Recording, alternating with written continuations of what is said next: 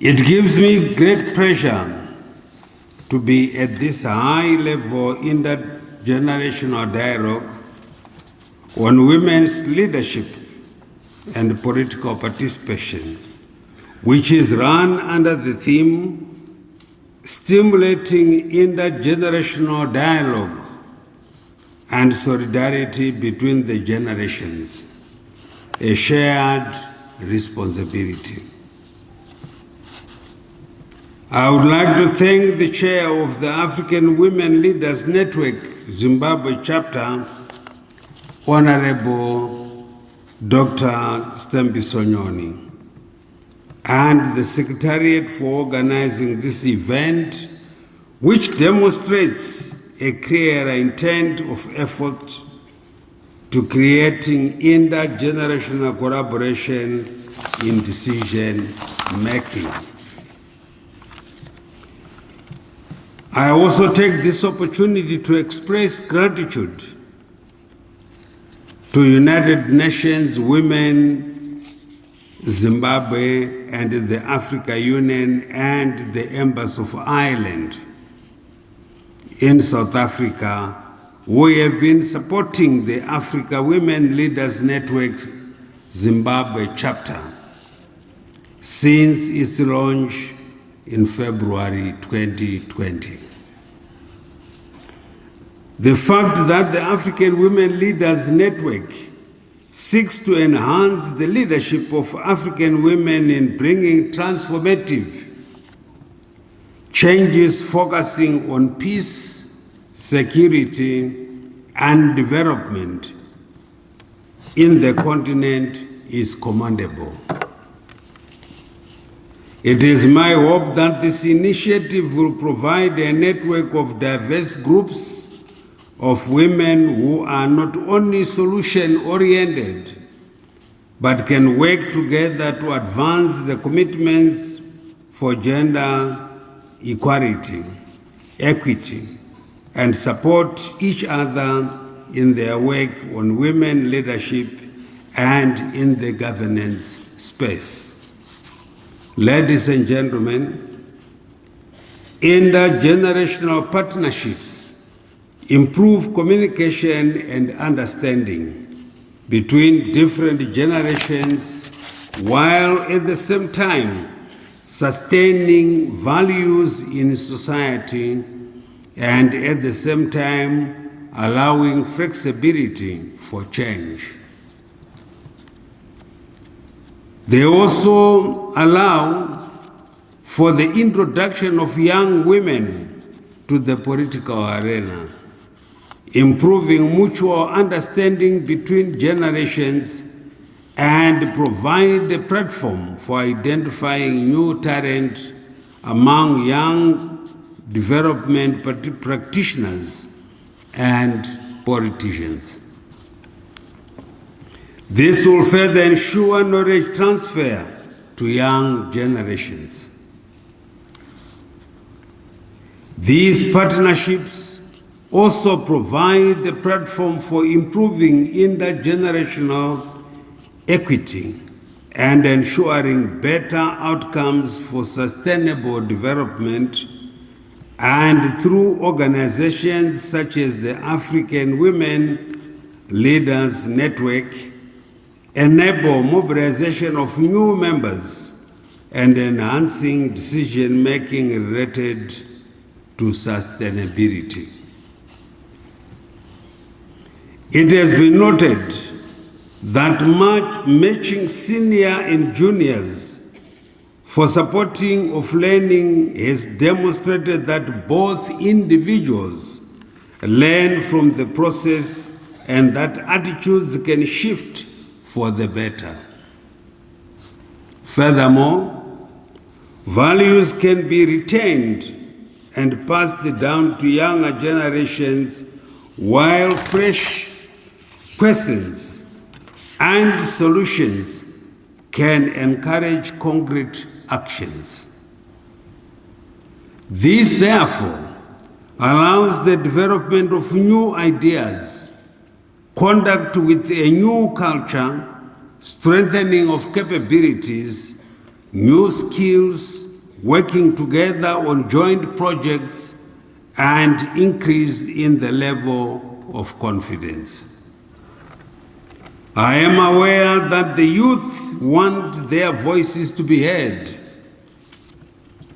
and to have a more direct impact on development of policy and other guiding frameworks that affect their issues.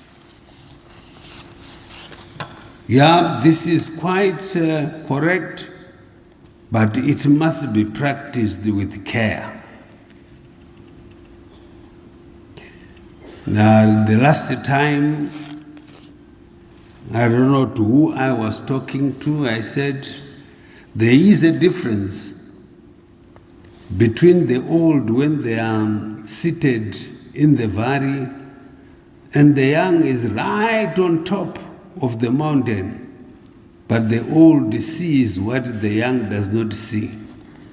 I think that was Achebe. So, yes, we want the policies, we want to move that very fast, but we must always respect the older generation.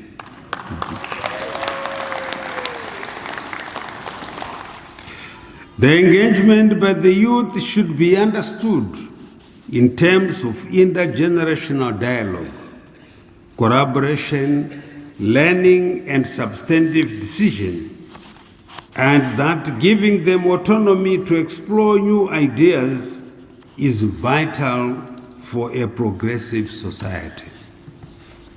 In this regard, my government has put in place various measures to promote intergenerational equity, including reserving seats for women and the youth in both parliament and local authorities.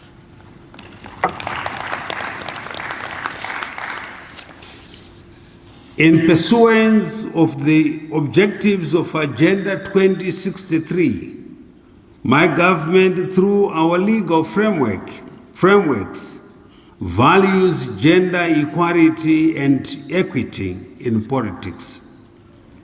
Zimbabwe is signatory to many declarations aimed at increasing women's leadership and decision-making. Under my leadership, the Second Republic has extended provisions in the constitutions which provide a quota for 60 seats set aside for women for proportional representation in Parliament. Furthermore, we have introduced the 30% women's quota at local government level.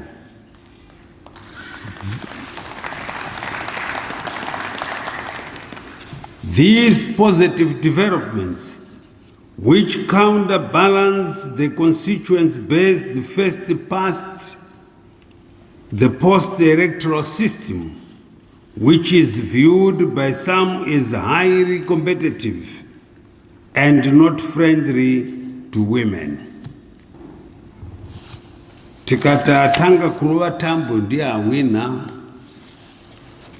It means we are not going to be developing our women. That's why the president has said, let's take time to keep on helping each other so that no one is left behind.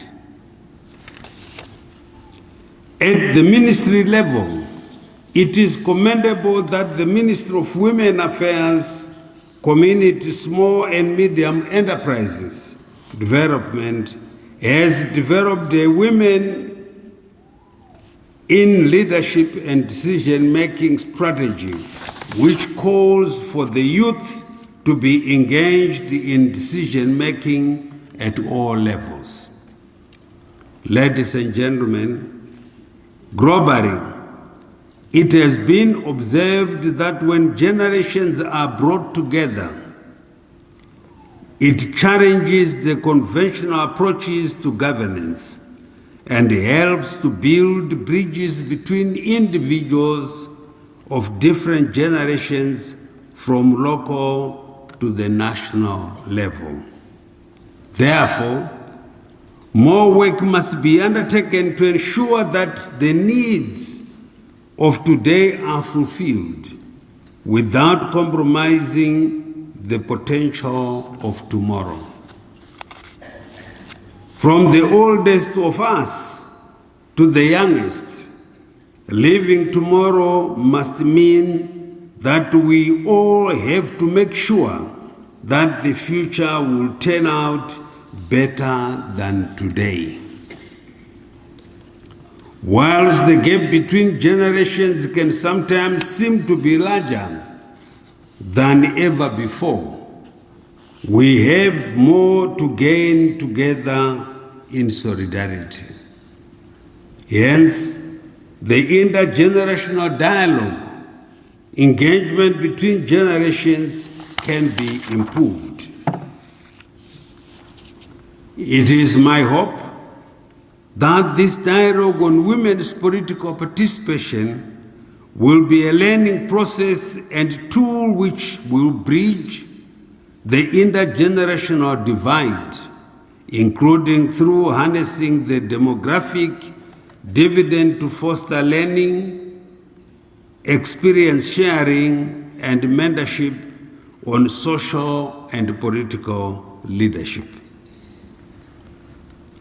It is heartening to see the formation and successes being scored by organizations such as Young Women for Economic Development and the Concord Young Women in Business, among others. I also reiterate the importance of having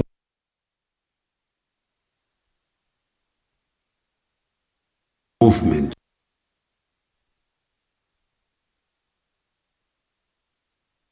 This is one of the fastest ways to change the narrative for women in all sectors. If you leave these young women, we have these young men in your organization, there will always be a fight to say, let's understand what they are trying to do. But you pull together with them, they will understand and give you more ideas. And together you share ideas. And together you then bring to the actuality of saying, when you are alone, you can run fast. But when we are together, we can go distances.